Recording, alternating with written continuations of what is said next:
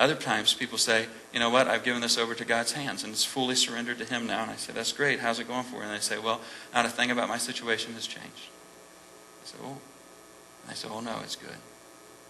Because I got a peace. And I got a calm. And I got a joy. It was killing me. What was going on inside of me was killing me as much as anything going on outside of me. And man, I wouldn't trade this in the world.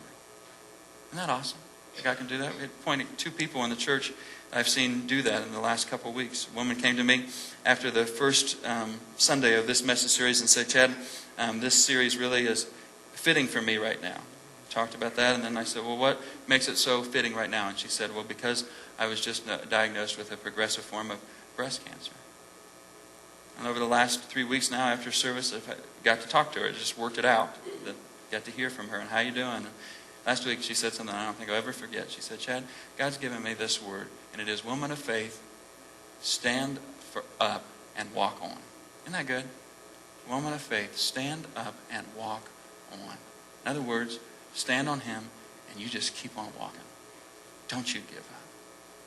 And it wasn't a fake, cheesy thing, you know. I could say that, and it would come across as phony, cheesy, wouldn't mean anything. But when God does that and says that, man, she's standing up, and she is walking on, and she's being used by God to encourage me. Another gentleman I found out had lost his job. I knew his wife was laid off a couple of weeks before that. I know their situation isn't that they have a whole bunch of money just sitting around trying to figure out what to do with it. And I told him last week, I said, hey, see me after the service. And he came and saw me after the service. And I know he would consider himself a babe in Christ, a new Christian. And I was worried. I thought, what should I say? What should I do to try to encourage him? I hope this doesn't defeat his faith, blah, blah, blah, blah, blah. And doing what? Trying to create a masterpiece out of something that's not in my hands to control. And I was doing that. And I went up to him and I said, man, how you doing? And he said, Chad, I'm okay. He said, really, I am okay. He said, a couple of years ago, had this happened, I don't know how I would have handled it, but right now, all I can tell you is, since the day I was laid off this a couple of weeks ago, I am okay.